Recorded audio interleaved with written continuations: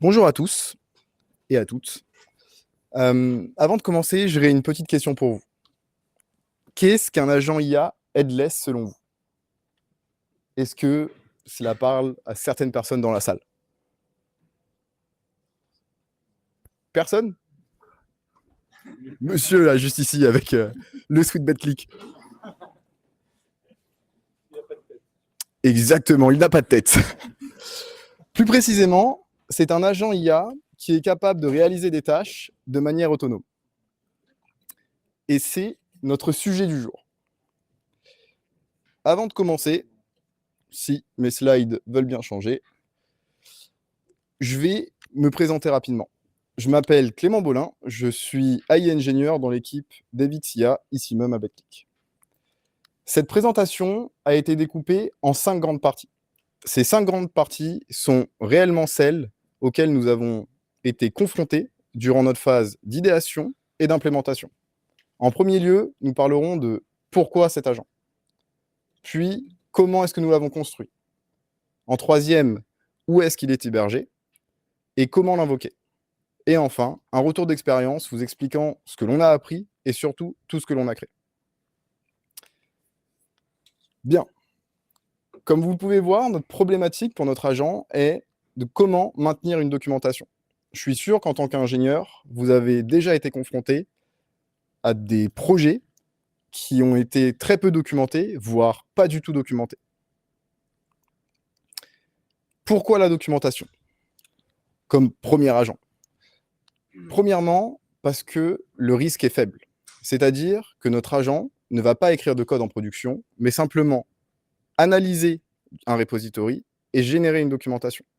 Son scope est clair, on s'arrête uniquement à de l'analyse de code et de la génération de doc. Évaluable parce que n'importe quel ingénieur qui connaît son projet est capable d'évaluer l'output de l'agent. Savoir si oui ou non il a halluciné des informations qui n'existent pas, ou s'il a omis des informations qui sont essentielles à la compréhension du projet. Ensuite, il a une forte valeur. Je pense que vous savez tous à quel point la documentation est importante dans un projet de code, et notamment en entreprise. Bien, c'est pour ça que nous avons créé notre agent qui s'appelle Robin. Robin est un personnage de One Piece, pour ceux qui connaissent, qui est une archéologue. Et un petit peu comme notre agent, elle va analyser énormément de choses, déterminer des patterns et en faire une conclusion. Pour créer Robin, nous devons d'abord comprendre quelles sont les fonctionnalités dont elle va avoir besoin pour réaliser sa mission. Donc, analyser une large code base, par exemple. C'est pourquoi, plutôt que de réinventer la roue, nous avons décidé d'utiliser des coding agents. Je pense que vous en utilisez tous aujourd'hui.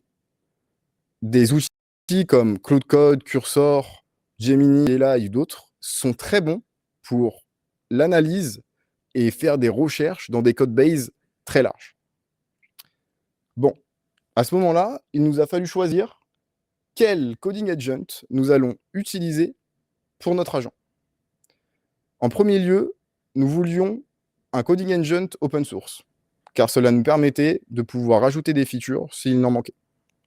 C'est pourquoi... Oula, ça allait peut-être un peu vite. Pardon. Voilà. Pardon. En fait, ça a sauté des slides, excusez-moi.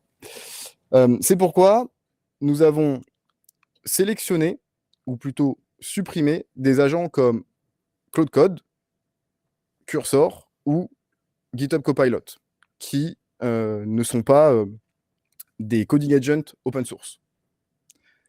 Il nous restait donc OpenCode, Goose et Gemini. Avec ces 3 agents, nous avions encore quelques problématiques pour déterminer quel serait le candidat idéal. La première, comme je vous l'ai dit, nous voulions l'agent le plus performant pour travailler et analyser de larges codebases. Ensuite, nous voulions un agent avec une forte traction dans le monde de l'open source. C'est-à-dire que, je pense que vous le savez, dans le monde de la GNI, tous les 6 mois, nous avons de nouveaux standards qui apparaissent. Et du coup, nous voulions un coding agent qui les intègre rapidement. C'est pourquoi notre choix s'est porté sur OpenCode. Donc, à ce moment-là, nous avons un moteur pour notre agent Robin. Et ce qu'il nous manque, c'est de le spécialiser. Comment? Via un système prompt. Le système prompt, c'est le prompt qui va expliquer à notre agent qui il est, comment se comporter, que ça soit pour analyser un repository ou générer une output structurée. Dans notre cas, on lui explique qu'il est un agent expert sur l'analyse de code et la génération de documentation. On lui explique ensuite comment analyser du code, donc déterminer les coding patterns, découvrir l'architecture, etc. Puis, comment structurer son output, donc du coup, sa documentation. En plus de ça, vous pouvez voir qu'on peut lui rajouter des extra arguments. Exemple, en tant que développeur, peut-être que sur la documentation, j'aimerais avoir un diagramme Mermed qui m'explique le user flow, ou une documentation qui est spécialisée à un folder en particulier. Ces informations seront stockées dans mes extra arguments. Comme vous pouvez le voir ici, le prompt est très petit. C'est parce que c'était pas le bon. C'était simplement pour que vous compreniez un peu mieux comment c'était structuré pendant la présentation. Voici le vrai prompt que l'on utilise, mais qui respecte exactement ce que je vous ai présenté juste avant.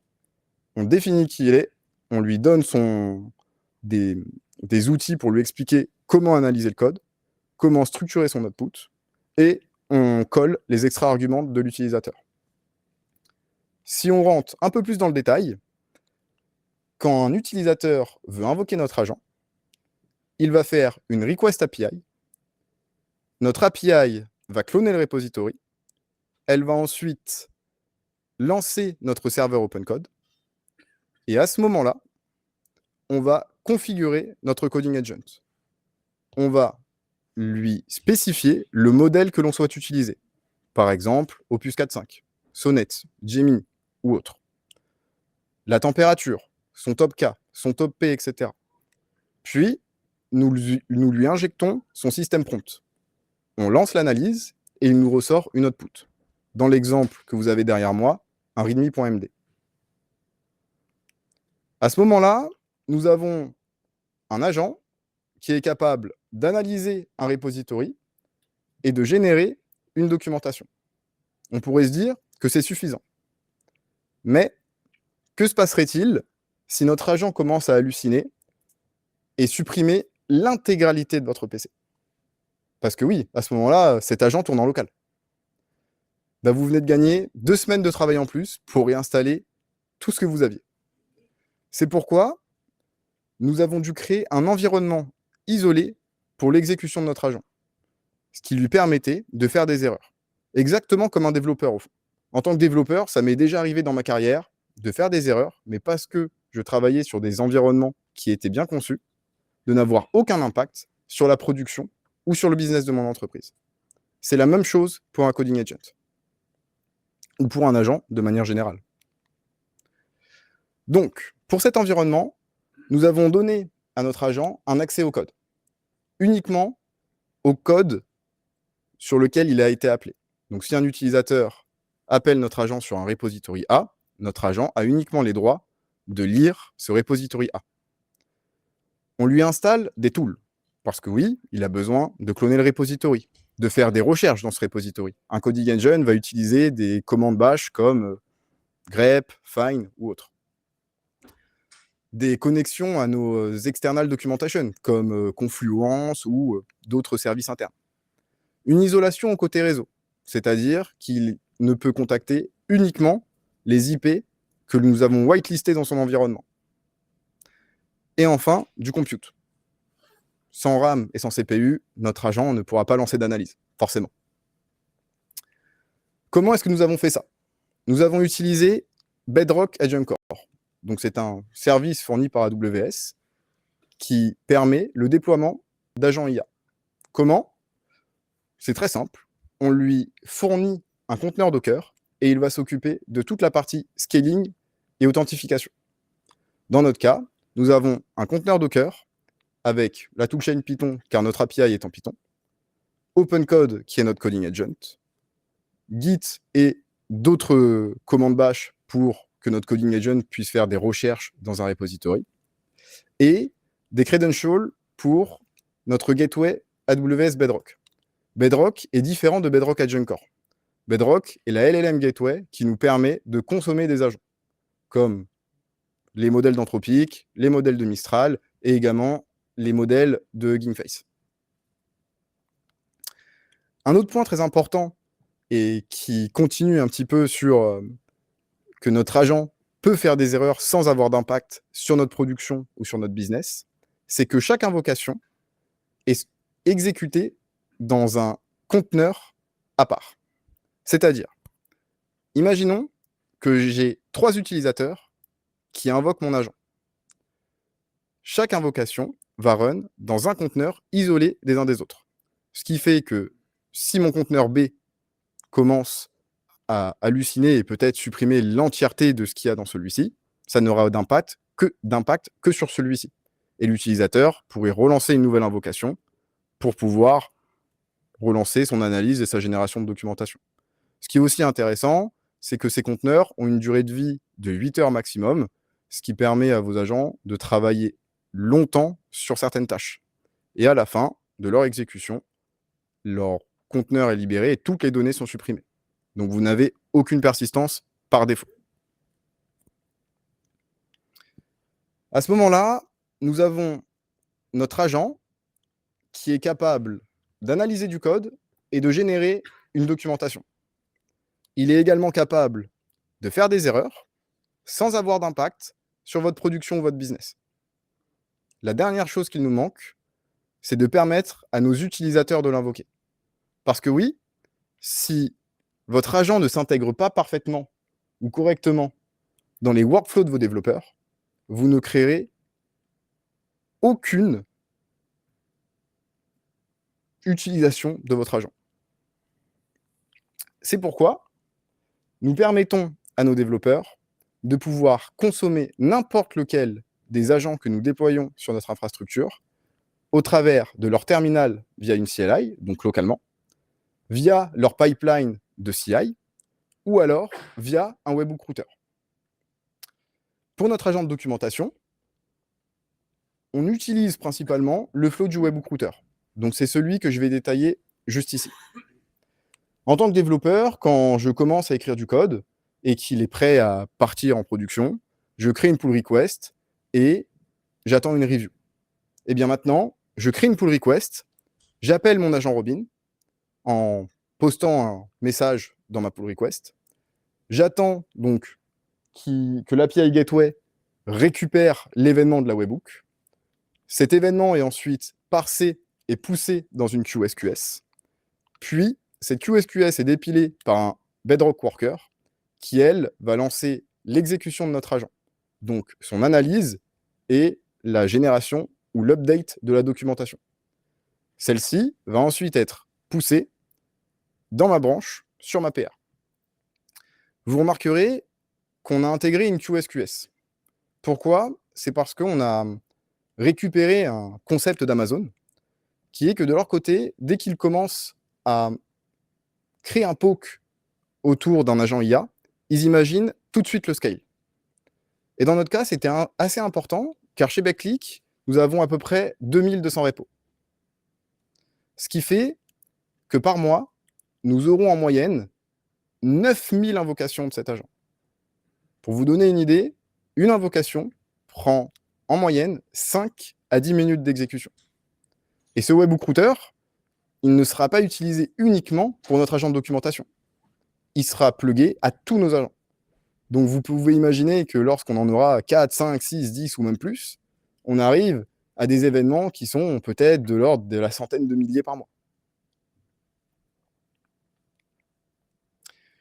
Pour la petite démo, je vais vous présenter exactement le flow du webhook router.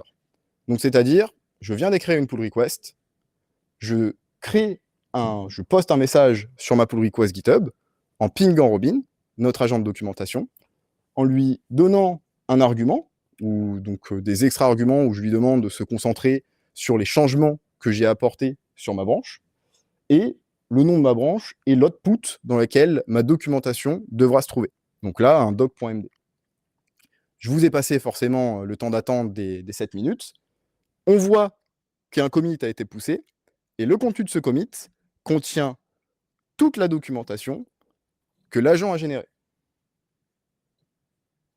Avec un diagramme Mermaid, des informations sur comment lancer mon projet, comment lancer les tests, comment lancer le build, les différents coding patterns qu'il aurait pu découvrir pendant toute son analyse. Et du coup, tout ceci est prêt à être review par un humain et ensuite d'être mergé en production. Bien.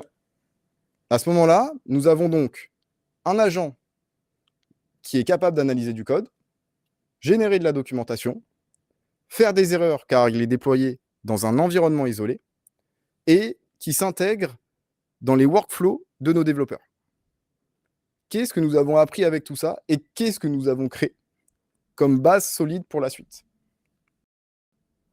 Nos façons pour pouvoir déployer beaucoup plus d'agents, beaucoup plus rapidement. Pourquoi?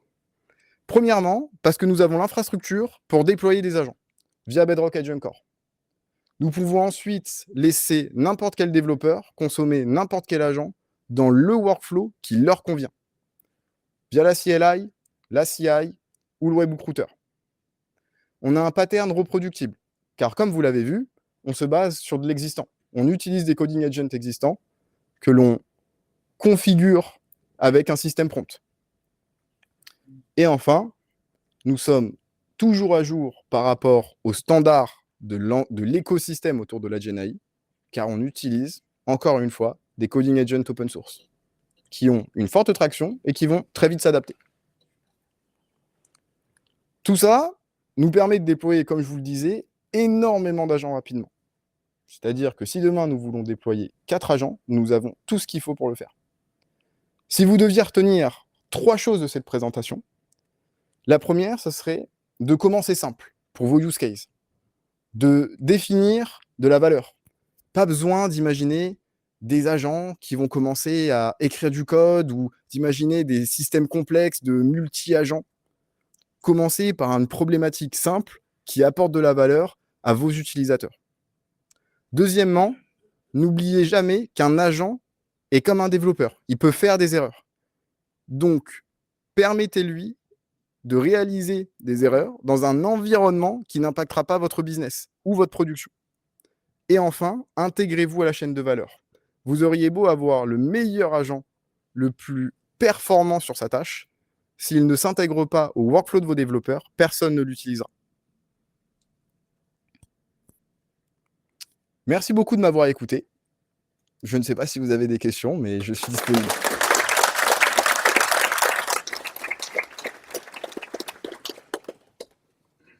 S'il y a des questions, j'ai un petit micro, comme ça le stream peut entendre.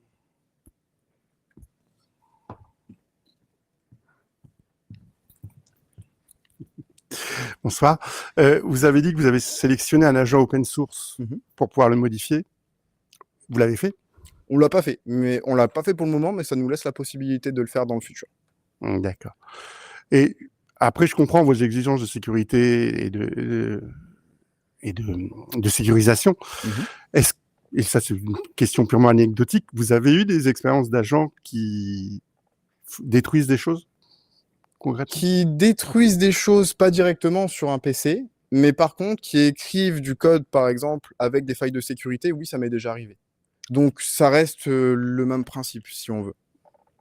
Parce que, juste pour continuer sur cette réponse, des fois, sur d'autres types d'agents, vos agents, pour réaliser des tâches, vont créer des outils qu'ils vont utiliser à l'instant T pour atteindre l'objectif que vous lui avez donné en premier lieu.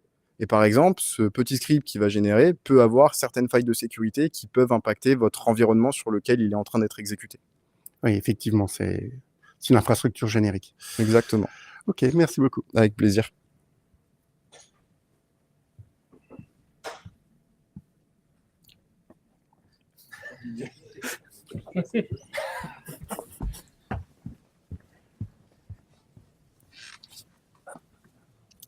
Bonsoir.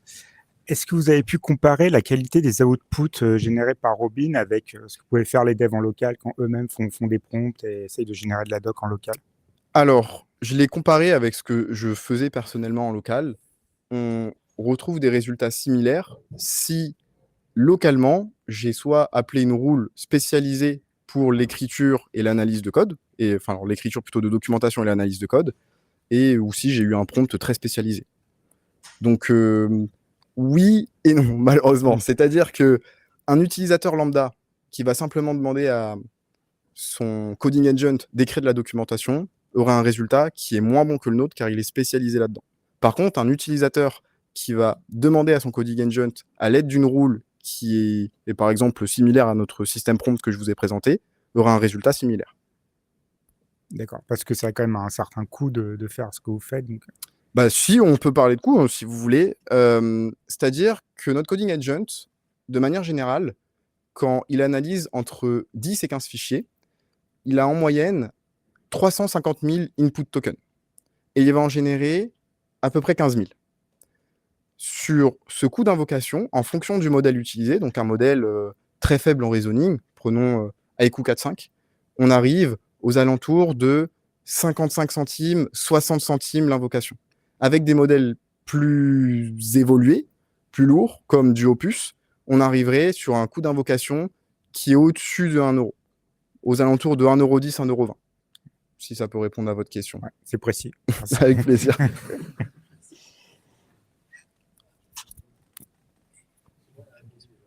Ah, c'était sur les coûts. Bonjour.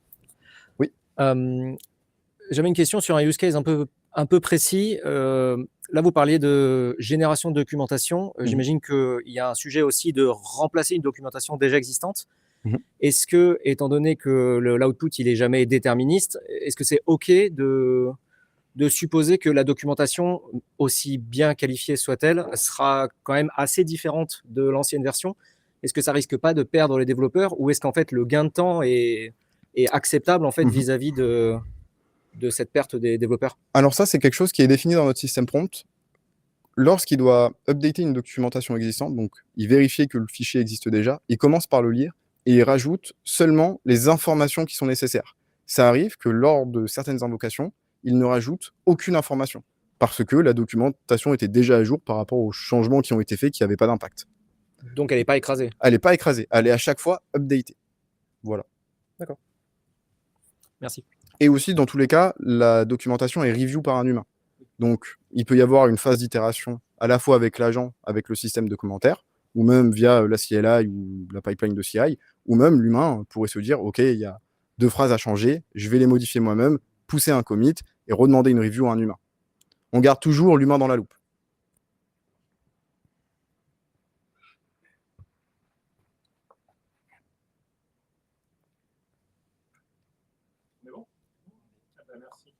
Avec plaisir.